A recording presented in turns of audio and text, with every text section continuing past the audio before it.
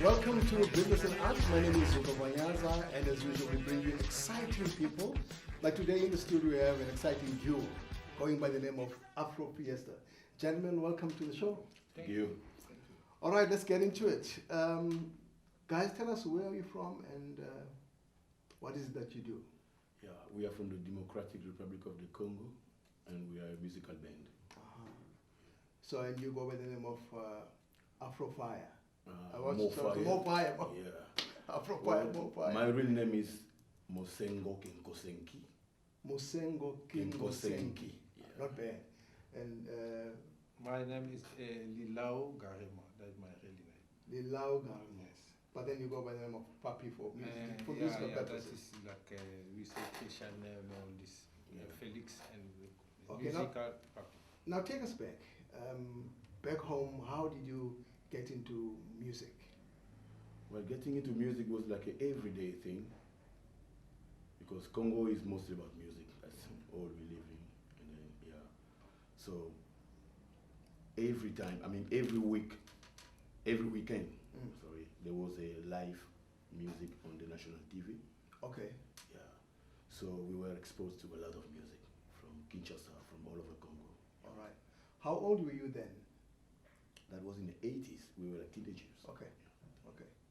Now, I mean, maybe you would agree with me when I say our parents would have loved us to, to be doctors and teachers, but what did they say when you were interested in music and not pursuing, going to varsity and all those things? Well, we had different stories, but mine was a bomb, like an atomic bomb. My Bomb? parents, yeah, would never let me go play music. Yeah. So yeah, it was quite a difficult moment, but the reason for that was because music really didn't pay, and the situation in the country was bad. Media that music doesn't pay, we don't get royalties, we don't do well, all this kind of stuff. So it was a very bad direction to be a musician. I don't know, Papi had a different story too. Papi, I know in Africa we are big on bass and drum. Yes. So what instruments did you gravitate towards? I mean, which instruments did you love to play? Or were you introduced to? I started to play, I started in the drum. Okay. Yes, the Okay. drama, and it take me to learn other instruments like guitar after that. Yes. So I don't know in Congo, but I know here in South Africa when we were young kids, we would make guitars out of petrol cans and strings and maize meal. Was it a cock? They call it milk.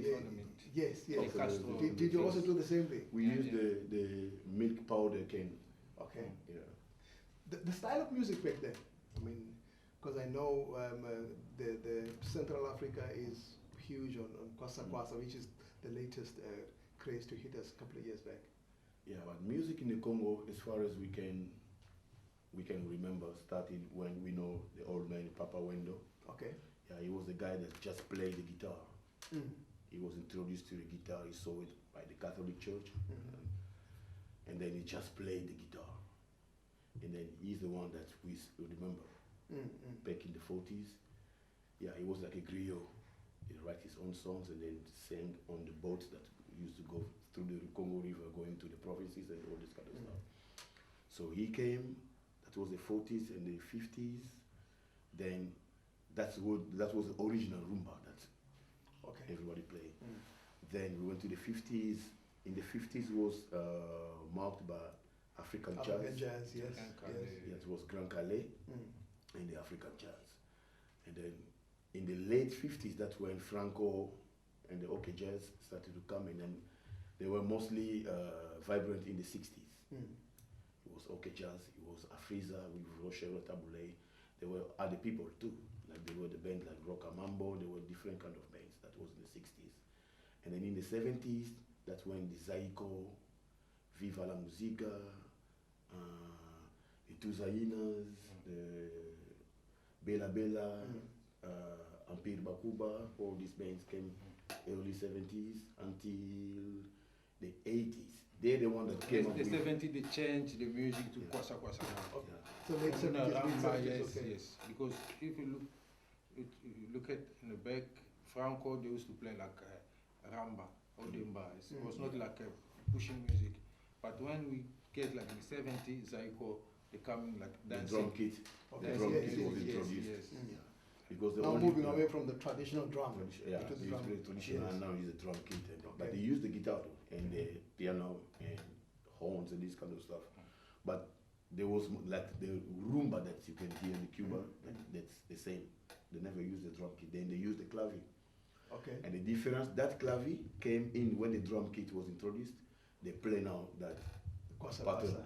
in the open snare. Ah, okay. Speed it up a little bit, and then Okay, now when you started out with, did you form a band or were you? I mean, when did you meet Papi? well, Papi and I knew each other back there. I mean, in Congo, we didn't play in the same band, but that time, because we were so anxious to play music, there were a lot of bands, teenagers. I'm talking about thousands of bands. What? I'm telling you. In the one neighborhood, you can have like 50 bands in one neighborhood. Wow. Because we don't want you to shine without us. So Okay. we're gonna go learn too, and then we come up with a band. And then when we come up with a band, we're not friends anymore. We become like enemy. Yes. It's only on We stage. challenging each other. It's So- the Ah, it was more like a Yes, challenge because, yes. okay, So okay. you play, and then we wanna be better than you. Better than you, Yeah. all right. So that's how then this, if, I mean, Kwasa Kwasa at the time was big or when you started out playing? No, when we start playing, we already.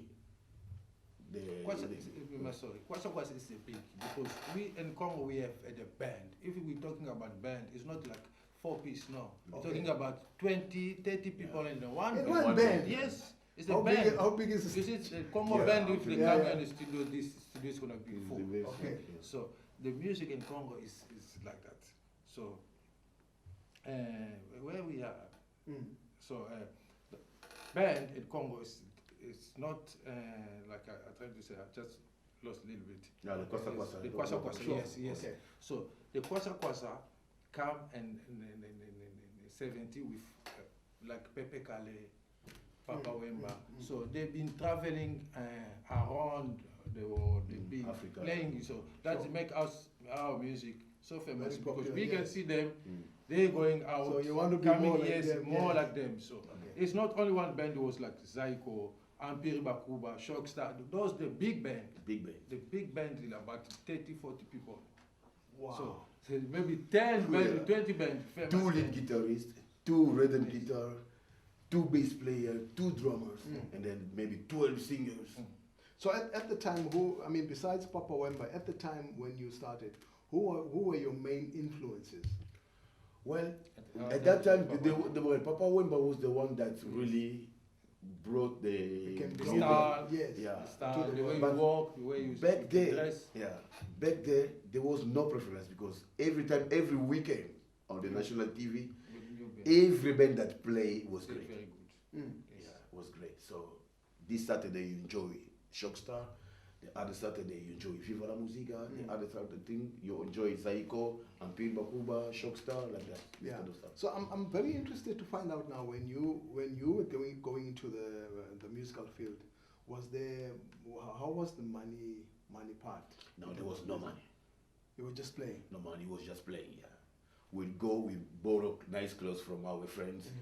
But how did you buy instruments? I mean, No, but at that time there were people, like they had companies Okay. that you go, you hire the instrument.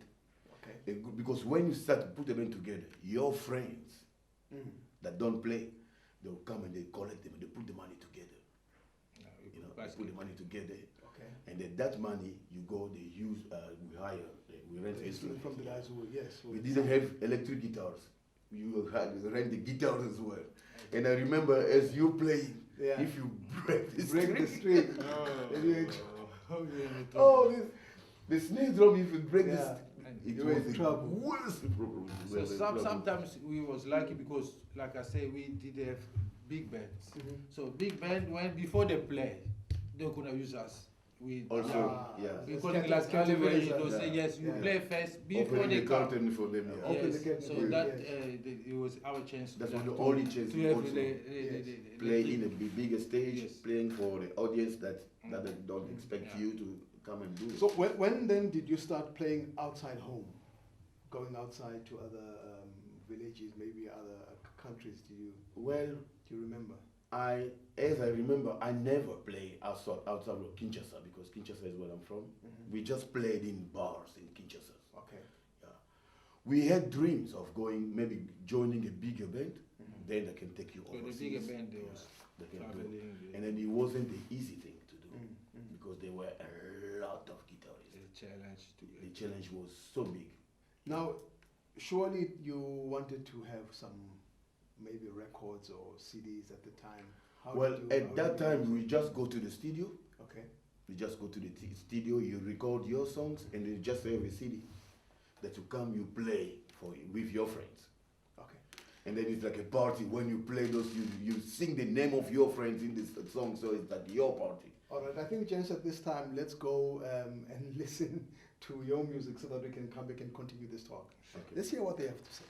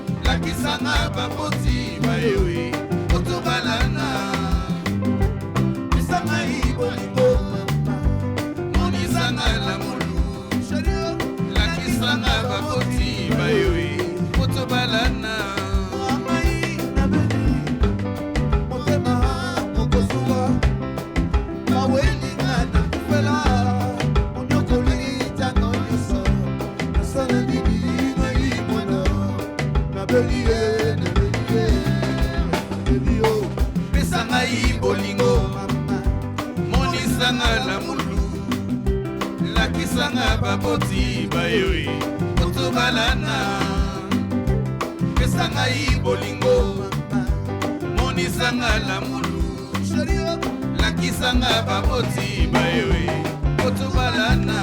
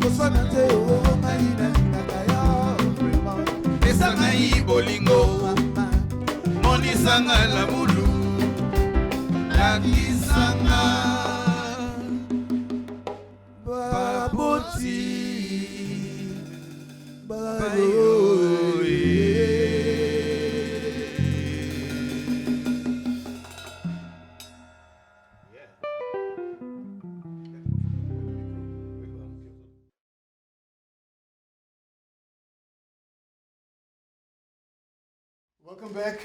We with Afro Fiesta. Just that was a wonderful performance. Thank you. It gave me goosebumps. Now, I mean, right there, I want to know, how do you compose your music? What influences you? Well, we sing about the situation going in the country, and we sing about ladies. Like the song was a love song. Yeah. Is that a musical factory fault? Because I mean, talking about myself. Okay. I got more that direction. I sing reality and I sing about ladies. Sing about because, we come from them. Okay, now back at home, just give me a relationship between your music and politics. Well, yeah, the music played a big role in our life, daily thing, because compared to the situation in Congo that wasn't good, music was the only thing that when it plays, then we kind of, you feel that good. That's what's on the music here. To the point when the government started even using the musicians, to calm the people down, because that was the only way. That's how influential musicians were very back at home. influential. Yeah. I mean, here in South Africa, you know that most of our musicians had to go away from home because their music was banned, because it spoke against politics. Was it the same thing at home? I mean, besides what you're talking about musicians that were used, to calm people down. To us, since we lived in a dictatorship government, the musicians that lived in the Congo never touched the government, or they even spoke in favor of the government. Okay. Those who were talking against the government, most of them lived overseas. Yes. Like we live here, Yeah. So you had to journey to South Africa. Yeah. Because you wanted a different voice. Yeah. Because you wanted. like if coming to South Africa here, to me was a different situation. Yeah. Okay. I couldn't make it in the Congo. It was too difficult. So then I wasn't actually coming to South Africa. Okay, was it because your music spoke a certain way, or was it just purely? I was just following music, Okay. and then following whatever is gonna help me live my life. Okay. You know, Okay. I didn't have a sense of professionalism. I was just playing. I didn't have documents. I was smuggling myself. Okay. Yeah, from Kinshasa to Brazzaville, Brazzaville to Pointe Noire to Cabinda, Cabinda to Luanda, Luanda to Windhoek, Windhoek to Cape Town. Cape Town. Now tell me, in your travels, as you say, did you get time to play with musicians everywhere you went? Everywhere I went. My guitar was like my ID and my gun and my everything. It was okay, and where was Papi at this time? Did you come together, or? No, I was in Congo when I came in Angola, and the same year he left to Namibia. To Namibia. Namibia. Yes. Okay, so you came and joined him. And then after 2 years, you come here in 1998, and then 2000, and I come here. Okay. Yeah. So how has been the reception when you came home here? When Papi came here, he joined the same band, because when I was in Angola, there was an old man who used to play for Ampil Bakuba. Okay. For Pepe Kali, he was the drummer. Mm-hmm. So he's the one, when he came back from Namibia, he lived in Namibia, he had a band, very successful band in Namibia. Then all of a sudden they deported them. Mm. I don't know what the reason was. Mm-hmm. So he went back to Angola. In Angola, he found me in 1995. By the time on your way this side. Now he was thinking of, I'm going to go set up the band now in South Africa. Mm-hmm. So he flew to South Africa here, and then his wife is the one that took care of my traveling, everything every to come time here. to come this side. Yeah. Now at the time, was your band Afro Fiesta, or was before? Not that? at all. The Afro Fiesta wasn't even born then. Okay. I was a bass player. Papi was a guitar player, but we didn't meet in Angola. All right. Yeah. When I came here, I played 1998 to 1999, and then because of my view of music, I didn't just want to play rumba. I wanted to bring more things, more different kind of style. Papi, I'm interested to find out, by the time you were still in back at home in the DRC, how did you receive South African music, especially at the time when it was still apartheid? I mean, the music from your likes of Miriam Makeba, Hugh Masekela, because I know they played a big role in conscientizing the world. They lived in Congo. Because I remember I was very young. So it was like a traditional group, Banakenga. They sing. But we didn't know what they were singing. Song, but you know, when we come and say, this song is a Miriam Makeba song. Yes. So it was a big and very big influence. Even Yvonne Chaka Chaka, Brenda Fassi, yes. But also to say, you know, Miriam Makeba and Hugh Masekela lived in the Congo. Yes. Yeah. Yes. And then the song Pata Pata. Yes. I remember we used to say, Sako Sumba Sako Seka. Yeah, all those songs. Sako Sumba Sako Seka. Sako what? Sako Sumba Sako Seka, which is actually funny. It's funny. Very funny to say. You know? So that's what we were kids. Yeah. Then Yvonne Chaka Chaka came to play in the 80s. Yes. People were asking Brenda Fassi's song. And when you one came. Yeah. Oh man. The video clip was like, yes, every week on the TV. Yeah. You know? The touch clip, yes. And then Lucky Dube came. Yeah. And it was different. When Lucky Dube came, that's when I thought, okay, I want to be this guy. Now, talking about this, I mean, the rumble in the jungle. That must have been an exciting part for you guys back at home. Yeah. Were you still at home at that time? When we were kids, I was 3 years old. Okay. Yeah, I was 3 years old, but I know Papi was. I was 6, but I remember. I still remember. I still remember. Yeah, and Hugh Masekela played a role there too. Hugh Masekela played a big role because, according to the elders, like they told us, they actually even supposed to be in South Africa. There was this white American guy that was a friend of Hugh Masekela. Because of the apartheid government, that's why he moved it. Because he lived before in the Congo that time, so he thought. And Mobutu became just the president, and then Congo was very rich at that time. So the economy was very beautiful. So he played that role to bring the guy over there. They went, and then the government paid for the money for the event to be in Kinshasa. Now, comparing now and then, musically, what could be the highlights for you? I mean, that is the time of music. That was the greatest moment of the music that was in the Congo. Yeah. Right now, people are just playing for money. They're just playing for fame. Yeah, there's no message. There's no conscience in the music. You just let's get famous and make money, and So they're making a lot of them. So, if there's anything you could say to young musicians in terms of the content of music, what would that be? Well, to me, the first thing, not just the young Congolese musician, about the young African in general. We need to start to love ourselves. We need to start telling ourselves how beautiful we are as African, how strong we are as African. We have melanin. You know, we have melanin. Whoever can go Google what melanin is, we're the only one who has that. The only one with melanin. That's what makes us black. That's what makes us more smarter than every human being in this planet. Yeah. So Now, we need to learn how to appreciate being black. You know. I'm also interested before we finish this. So I'm also interested in the collaborations you've made thus far with South African musicians, if any. Who would you love to play with? Like talking now? Yes, talking now. Kaifi Semenya. Kaifi Semenya. Yeah. Yeah. Louis Mklanga. Louis Mklanga, yeah.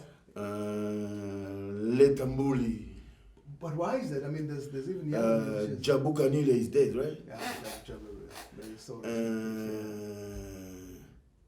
Yvonne Shaka Shaka, we played with Yvonne Shaka Shaka back in the time. We played some shows. Yeah. Now, how is your music received to this side? I know, I mean, you know, we're crazy about Kwasa. That you know. How is your music received this side by local audiences? The people love it, but the industry doesn't really push it. Okay. Yeah, the industry doesn't push it, but the people love. And the shows that you play at here at home, in Cape Town in particular, where can people find you? Well, we play monthly at the Crypt since there's no I think more. on the 15th we're playing. On the 15th of this month, we play the Crypt.